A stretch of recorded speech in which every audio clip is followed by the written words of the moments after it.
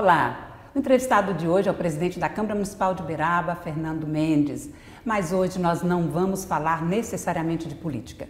Nós vamos falar sobre o cidadão e o ser humano Fernando. Seja muito bem-vindo aqui no programa Movimento da TV Câmara, viu, presidente? Vacira, muito obrigado pela recepção, pelo convite de ter essa honra de ser entrevistado por você, que é onde eu estou indo, as pessoas falam muito bem de você. Ó, presidente, cuida daquela servidora tal, a Evacira, e eu tenho me esforçado para isso e quero te agradecer por essa acolhida e pela oportunidade de dar essa entrevista para você, falar um pouco mais do ser humano Fernando Mendes, o pai de família, o esposo da Josiane, pai da Maitê, nesse programa que eu já acompanho, já até relatei para você algumas entrevistas desse programa Movimento, que você está à frente dele, que é muito importante para a nossa cidade. Está cuidando, viu, bem de mim, da equipe, da casa, e vamos falar dessa questão de gestor. O senhor tem 6 anos na vida pública, mas eu vou falar do seu lado empreendedor, empresário, de uma empresa familiar. Como que é ser gestor de uma empresa dessa natureza? Evacira, é um desafio constante, eu tenho que lidar com a parte externa e o emocional também dos familiares ali, e isso, como já tem uma certa liberdade, é muito difícil. E eu estou na liderança lá e é um desafio diferente todos os dias. Mas eu queria falar para você que como tudo começou, sabe? Meus pais, minha mãe sempre trabalhou no ramo de alimentação e meu pai no ramo de construção civil. E foram parar numa feira, os dois, vendendo almoço, vendendo salgado. Nós morávamos na rua que tinha a feira, duas vezes na semana. Uma feira livre. Uma feira livre. E eu vendia esses salgados também, as refeições, e eu era também o mensageiro deles, Sempre que tinha que fazer uma mensagem, um pagamento, alguma coisa, eu que era fazer esse papel. E foi despertando em mim ali o interesse de me dar mais e contribuir mais na parte da gestão e contribuir cada dia mais. A minha mãe e meu pai deixou de trabalhar nesse ramo e eu quis trabalhar, quis dar continuidade e fui trazendo de volta para dentro da empresa toda a nossa família, Graças a Deus a minha mãe trabalha hoje comigo, minha sogra, minha esposa, tenho cunhados, tenho outros familiares. Então, realmente é uma empresa familiar e liderar ela é um desafio constante, trazer o equilíbrio, a gestão de pessoas é muito difícil, É uma entrega, tem que ter uma sensibilidade muito grande. E foi assim que tudo começou e é assim que eu tenho feito todos os dias, com muita entrega, muita dedicação e buscando sempre evoluir muito. Dentro dessa evolução vem uma parte tecnológica, Porque você nasceu praticamente ali dentro do comércio familiar e muita coisa evoluiu. Como que hoje você também lida com essa atualização?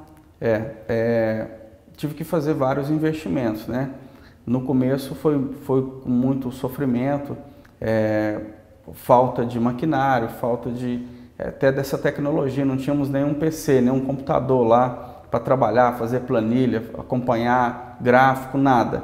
E eu tive que implantar tudo isso, E investir em equipamentos, melhora de rotina de trabalho, pôr na cabeça da turma que precisávamos ter aquela mente de linha de produção, porque hoje a empresa com a qual estou à frente, ela é uma das maiores da cidade de Uberaba, então faz fornecimentos em grandes escalas. Então eu preciso ter uma visão de indústria, Então, e pôr isso na cabeça das pessoas que um restaurante ele pode sim ter uma visão e operacionalizar, ter a sua atividade, a sua operação como uma indústria, semelhante à da indústria ou como uma da indústria, isso é desafiador, Então, houve os investimentos, fui buscar conhecimento fora das paredes do restaurante e sempre preservando toda a expertise e tudo que minha mãe me ensinou, minha avó me ensinou, minha sogra e meu sogro me ensinou, que são cozinheiros há 40 anos, ambos, e buscando tecnologia, buscando novas técnicas da culinária, né? Sou formado em gastronomia e alta cozinha, mas buscando outros conhecimentos, mas preservando aquele tempero, aquela comida do final de semana da casa da gente, aquela refeição que remete ao sentimento, pode-se dizer até de nostalgia, lembrar da sua avó, dos almoços de domingo, da sua mãe, porém algo industrializado, né? Pelo menos a operação, organizado e com um jeito melhor para se fazer refeições em grande escala. Aborda sempre a questão da gestão de pessoas. Qual é o segredo para manter uma equipe motivada? Olha, tanto na iniciativa privada como na pública eu tenho percebido que não é só dinheiro que motiva as pessoas, né? Tem coisas que têm muito mais valor do que o dinheiro. O dinheiro, sim, é uma motivação muito boa, uma bonificação, uma gratificação, um aumento de salário, né? Algo que a pessoa não está esperando, mas eu acredito que o carinho e a acolhida, o companheirismo do dia a dia, posso citar alguns exemplos aqui. Eu já tive situações que, como 70% das mulheres, dos funcionários são mulheres hoje, desse ramo qual estou à frente. Então tem muitas mães solteiras. Então eu tenho alguns jeitos de trabalhar lá que eu dou acolhida para essas pessoas também, sabe? Já fui até em escola, já fui buscar vagas de escola, já levei filho de funcionário no médico, já acompanhei elas, já viajei para outras cidades para buscar, então não chega a ser um assistencialismo, mas eu acredito que eles veem realmente um parceiro, né? Eu acho que a parceria e para ganhar mesmo as pessoas, eu acho que a gente tem que devolver para eles e dar para eles o que eles querem, porque realmente eles vão devolver aquilo que a gente precisa também. O senhor é evangélico, é por tradição familiar também? A minha avó paterna, ela tem aí aproximadamente 70 anos de conversão, né? Que ela é cristã, e isso influenciou toda a família, né? Até a parte da minha mãe também, a parte da minha esposa também é evangélica, e então por si só se tornou naturalmente uma tradição, né? 70 anos a pessoa tendo essa religião, acaba que transfere para os seus familiares também. Nas suas redes sociais, sempre é citado que é cristão. O que é ser cristão? Olha, eu acredito que tem várias formas de demonstrar que realmente é ser cristão. Mas eu acredito que, em poucas palavras, resumindo, Jesus fala no momento: pegue a sua cruz e me segue. E quando ele fala isso, nos leva a um pensamento: segue em quê? Qual foi? Aí você tem que voltar lá no começo de tudo. Como que ele era com os seus pais, como que foi ele. A Bíblia não fala muito da adolescência. Se você pega um pouco da infância, aí parece que tem um intervalo, um intertício. Acho que não acharam, os historiadores não acharam essa parte, né, das escrituras. Pois bem, então tem um vazio aí, depois ele já retorna né, adulto e pregando, curando as pessoas, sendo essa mão acolhida, sendo simpático com as pessoas. E a Bíblia fala num momento que ele foi duro e firme com alguns mercadores. Então você vê que tem um equilíbrio, né? Uma pessoa muito mansa, calma, porém externava quando era preciso tudo que tinha, ele cumpria o papel dele. Mas, resumindo, seguir Jesus, eu tenho uma frase que é: o que Jesus faria? Que aí isso me define muito o ser cristão. Todas as decisões, tudo como eu vou lidar com as pessoas, falar, tomar uma decisão, seja ela pequena ou muito grande, e às vezes o que reflete mais são as pequenas, eu sempre ponho antes de tudo o que Jesus faria. Como que Jesus se comportaria nesse momento? Então você pergunta para ele. Isso, eu faço uma pergunta para mim, né? Mas como se fosse para ele, por tudo que eu já li sobre Jesus, que eu já li na Bíblia, pelos comportamentos dele, que eu acho que isso que é ser cristão, é seguir ele, é seguir o que ele deixou de legado aí, como que ele se comportava diante das dificuldades, que foram muitas. Por exemplo, quando ele esteve no deserto por 40 dias, quando ele esteve retirado para melhorar, né, para evoluir, a gente entende que o ser humano precisa desse momento. E como é possível fazer essa composição do ser humano, o político, numa sociedade de crise, num mundo de muitas crises? Eu acredito que tem que ser firme, né? Deus, o primeiro dia que eu tomei essa decisão de ser cristão e seguir Jesus e me espelhar nisso tudo, tem muitas coisas que poderíamos dar um jeitinho, né? E aí, por ser cristão, mesmo em dificuldades, mesmo em crise, nós temos que manter uma coerência em todas as decisões, em tudo que fazemos, né? Em relação à fé, é possível aumentar a minha fé? Ou a fé, ela existe ou não existe? Olha, o meu ponto de vista, por tudo que eu já estou aí ao longo desses 20 anos, sem interrupção, servindo a Deus, seguindo Jesus, eu posso afirmar para você, na minha visão, mas eu acredito que isso é compatível a outros líderes religiosos também, que a fé realmente existe e ela tem tamanhos. Porque a Bíblia relata numa passagem, num determinado livro, que ela fala assim: se tiveres a fé do tamanho do grão de mostarda, dirá para esse monte, vai daqui para ali. Então, ele relata uma fé pequena nesse momento, né? Digamos que, então ele fala, então se resume-se o quê? Existe a fé, mas mesmo que pequena, que ela tem poderes de mudar alguns destinos, mudar a vida das pessoas, curar, libertar e unir também, unir as famílias, unir as pessoas. Fé, religião é religar, né? Ligar as pessoas. Então eu acredito sim que tem como medir o tamanho da fé. E aí eu posso falar também de mim. No começo de tudo, quando eu me converti, não que a minha fé era pequena, eu acredito que ela já era grande, né? Porque a entrega foi muito grande para Deus.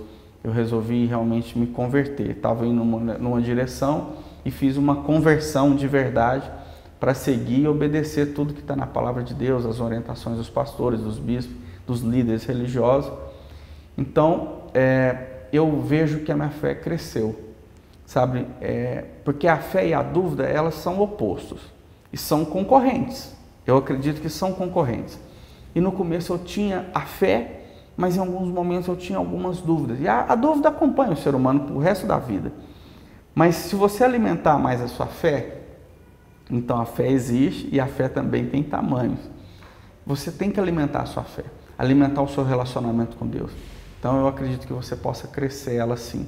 Até mesmo para as conquistas diárias, as conquistas edificantes da vida do ser humano, seja elas materiais, sentimentais, né, ou espirituais também, com uma evolução material, pode-se dizer aí, uma vida financeira, né? A pessoa pode não ter uma casa e ela ter fé, mesmo que pequena, que um dia ela vai ter. Ela pode não ter uma família, ela pode não ter uma vida sentimental bem estabilizada, mas ela pode determinar e usar a fé dela e determinar que um dia ela vai ter também isso, uma família, uma pessoa que ela possa amar, pegar na mão, confiar, olhar nos olhos, dar bons sorrisos, né? Ter momentos felizes.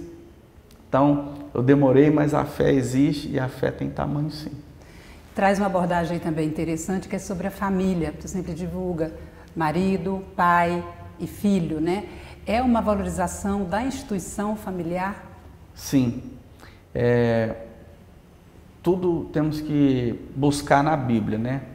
Quando a Bíblia fala Deus Pai, Deus Filho e Deus Espírito Santo, aquilo nos dá a entender que é família. Deus é família. Deus é bom e Deus é família. Então, é isso que Ele tem deixado. Quando eu falei para você que como que Jesus tratava os seus pais e tratava os seus familiares de uma forma boa, de uma forma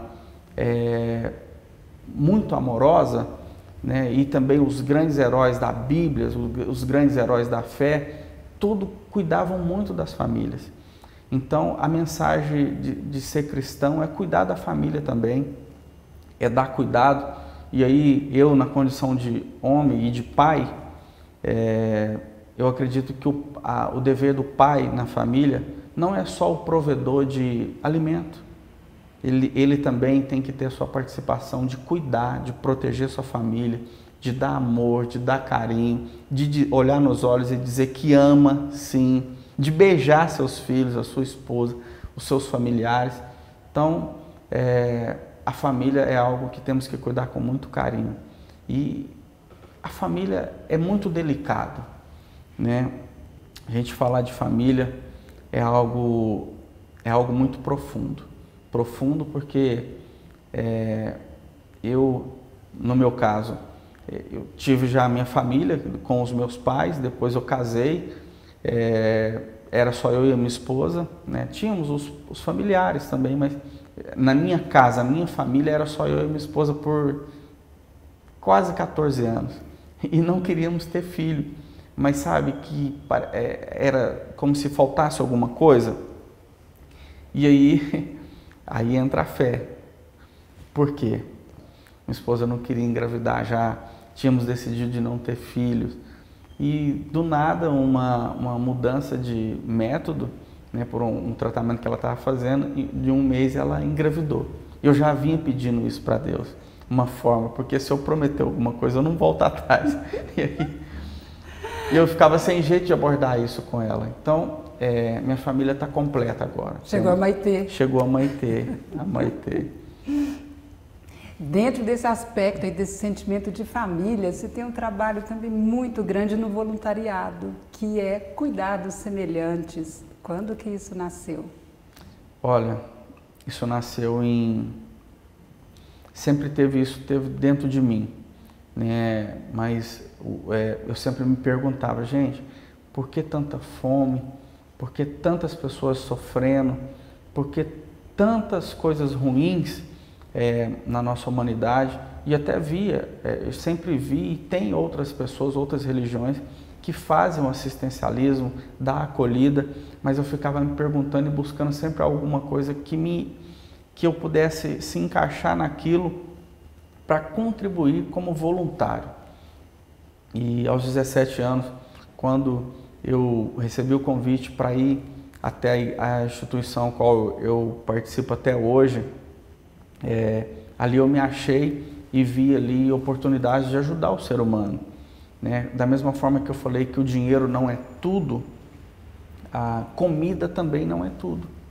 As pessoas, a grande maioria das vezes, as pessoas que estão à margem da sociedade estão passando fome naquele momento. Temos que sim levar um alimento físico, mas levar o alimento espiritual. Eles andam lado a lado. Esse equilíbrio, esse bálsamo chamado, pode-se dizer, orientação espiritual, uma oração, uma palavra amiga, você mostrar na Bíblia para a pessoa, no manual do ser humano, que é a Bíblia, que ali tem saída para tudo que ela está enfrentando, e você faz uma oração, e você vê a pessoa estava antes da oração com um semblante de uma forma, e você vê ela de outra forma. Aí sim o assistencialismo está completo, porque você levou um alimento, você deu uma palavra, fez uma oração. Eu acredito que aí sim é um assistencialismo, é uma acolhida completa. Não só o alimento físico, mas o espiritual e uma orientação. Nós vamos encerrar o programa falando um pouquinho de política. Você foi líder do Executivo na Câmara Municipal, participou de várias comissões permanentes, chegou à presidência da Câmara. Podemos dizer que a sua carreira política está em ascensão? Pode sim. Eu tive a felicidade no primeiro dia de mandato, que é a votação das comissões, novo e chegando aqui no meu primeiro mandato, na hora da votação eu tive um voto a mais do que o atual deputado federal Franco Cartafini, e ganhei a comissão, muitos falam que é a mais importante da casa. Eu acredito que ela realmente é uma das mais importantes, que é a de Justiça, Legislação e Redação, né, que emite os pareceres por todos os projetos, seja do Executivo ou dos vereadores. Então, eu fui presidente dessa comissão, se eu não me engano, aliás, por 2 biênios, né? Então, é uma comissão cobiçada, de grande relevância e de grande crescimento, sim, né? E foi tudo me preparando para me chegar até a liderança. Recebi o convite da prefeita Elisa, fui e me dediquei muito na liderança, inclusive ganhei o respeito ainda mais dos senhores vereadores e da casa também, para eles confiar agora, fiz um papel bom na liderança, para que eles confiassem também a presidência da casa, eu estar à frente da casa de uma forma que eles acreditam muito em mim, né? Eu acredito também que os servidores acreditam muito, então pode-se dizer que realmente está em crescimento, né? Foi uma primeira etapa das comissões, depois da liderança, e agora chegar à presidência da casa, qual eu quero já externar aqui, que eu quero me entregar muito nesse projeto.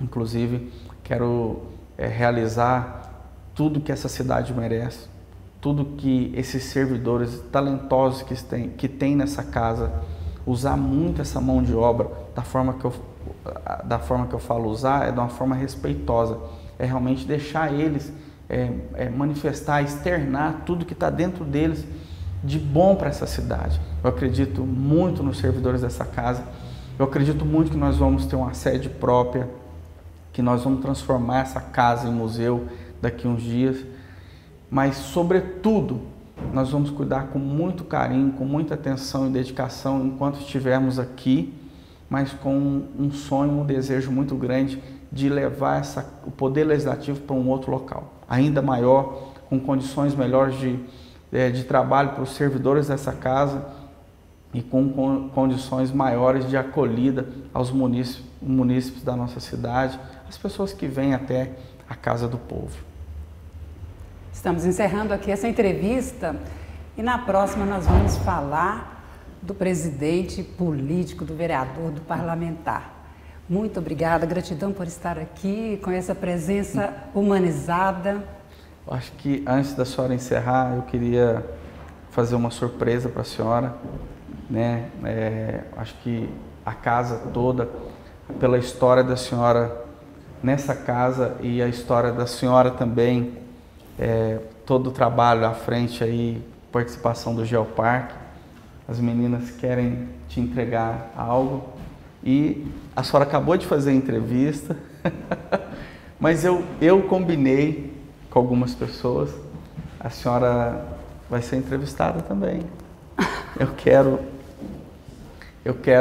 que a senhora conte um pouco, vamos inverter os papéis aqui. Eu acho que é momento para isso, a gente inverter um pouco os papéis. A senhora que sempre tem um legado muito grande como servidora, como servidora dessa cidade, né? A gente vê a mão...